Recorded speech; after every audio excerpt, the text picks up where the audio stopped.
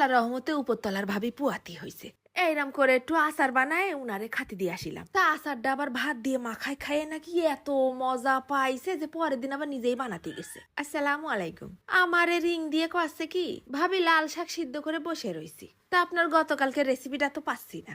আরে বাবারে পাবা কন্তে, আমি তো এখনো ছাড়েইনি। বুঝতে পারিছি বাপু তোমার খাতে ইচ্ছা করেছে, তা তুমি এই কষ্ট করে এই সময় বানাতে গেছো কেন? আমারে বললেই হতো, আমি পাঠাই দিতাম আর একটু পরে আবার একটু যাই দিয়ে আসলাম। পরাণ হচ্ছে অবুঝ জিনিস, খাতি চালি তার কোনো অপরাধ নেই। আমার যখন মেয়ে পেটে ছিল কত কিছু যে খাতি মনে চাইতো। একা একা রান্দার কষ্টের ঠেলায় কালো জিরে গুঁড়ো করে থুইতাম, শাকসবজির আচার বানাই থুইতাম, যেন এক আধ বেলা না রান্না করেও কয়টা ভাত খাওয়া যায়। লাল শাকগুলোর গুঁড়াটা কাটে নিয়ে ভালো করে 2-3 বার পানি পাল্টায় ধুয়ে নিছি। এইবার পাতলা 2খান টিস্যু বিছাই দিয়ে তার উপরে শাকগুলো দিয়ে দিছি, বেশিরভাগ পানিটুক চুষে নিক। তারপর একটা সুতি কাপড়ের উপরে লাল শাকগুলো বিছাই দিয়ে বাতাসে রেখে দিছি প্রায় ঘন্টাখানিকের জন্য, যতটা পানি টানায় শুকোই নেওয়া যায়। এইবার একটা কড়াইতে বেশি না 1 চা চামচের মতন সর্ষের তেল দিয়ে দিছি, তার ভিতরে লাল শাকগুলো দিয়ে ভালো করে নাড়াচাড়া করে একটু ভাজা ভাজা করে নেব। গার পানিটা যেন আরো একটু শুকোয় আসে। দেখিছো, যদি বাতাসে ঘন্টাখানিক শুকোয় না নিতাম, ভাজতে গেলে এই শাকটা একেবারে নরম ভ্যাদ ভ্যাদে হয়ে যাইতো। তারপর শিলপাটা একটু বাইটে নিছি, এটা চালি তোমরা ব্লেন্ডারেও বাইটে নিতে পারো।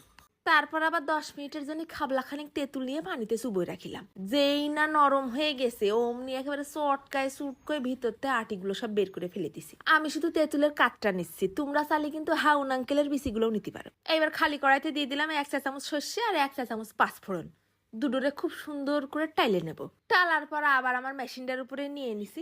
তারপর গার মধ্যে যত রাগ আছে সব হাতের উপরে দিয়ে ঘষে ঘষে ফাঁকি বানাই নিচ্ছি। তারপর বেশ কড়াইয়ের মধ্যে 100 গ্রামের মতো সর্ষের তেল দিয়ে দিলাম। তেলটা ভালো করে তাতাই নিয়ে ধুমা ওঠা শুরু করলি দিয়ে দিলাম 10-12টা শুকনো ঝাল, সিলে দিয়ে দিছি একটা রসুনের সবগুলো কুয়া, আর সামান্য একটুখানি সর্ষে, সামান্য একটুখানি জিরে ফোড়ন। এইবার ভালো করে ভাজা ভাজা হয়ে আসলি এর মধ্যে দিয়ে দেবো ওই তেঁতুলের কাঠটা। তারপর কিছুক্ষণ নাড়ে চাড়ে তেলের সাথে তেঁতুলের কাঠটাও ভালো করে মিশাই দিতে হবে। দিয়ে দিলাম বেশ খানিকটা নুন, তেঁতুল দিছি না, নুনের পরিমাণটা একটু বেশিই দিতে হবে না। তারপর সামান্য একটুখানি হলদির গুঁড়ো আর 1 চা চামচের মতন ঝালের গুঁড়ো, এরপর যাচ্ছে আরো 1/2 চা চামচ ধনের গুঁড়ো।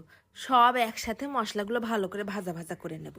যেই ভাজা ভাজা হয়ে আইছে অমনি ওই বাটা লাল শাকটা দিয়ে দিলাম। নাড়ে চাড়ে সুন্দর করে মশলার সাথে লাল শাকটা কিন্তু মিশাই নিতে হবে না।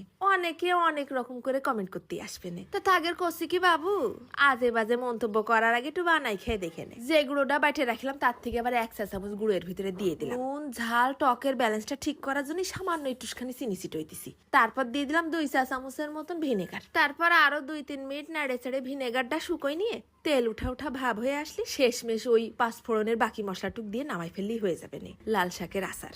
আমি আবার কাঁচের বোতলে সুন্দর করে তুলে রাখলাম আর একটুখানি উপরতলার ভাবিরে দিয়ে আসলাম। আর যেটুক কড়াইয়ের মধ্যে লাগে টাগে ছিল তার মধ্যেই 1 মুঠ ভাত নিয়ে বসে পড়েছি, চাইছে বুঝে খাইয়ে ফেলি। এত মজার জিনিস নষ্ট করে লাভ আছে? একটুখানি আচার নিলে 1 গামলা ভাত খাওয়া হয়ে যাবে। কি যে একটা ঘিরান, তা কি কব। ভাত মাখায় নিলে শাকের সাথে টক টক ভাব লাগতেছে আর আচারের একটা ঘিরান আসছে। এত মজার টেস্টি এই আচারটা ফ্রিজের বাইরে রেখেও 2-3 মাস খাতে পারবানি। সব সময় শুধু লাল শাক ভাজি খাতে ভাল লাগে নাকি? একটু নতুন নতুন ট্রাই করে দেখো গে। মজা করে পেট ভরে কটা ভাত খেয়ে উঠলাম রে, আজকে চলে যাচ্ছি, ধন্যবাদ।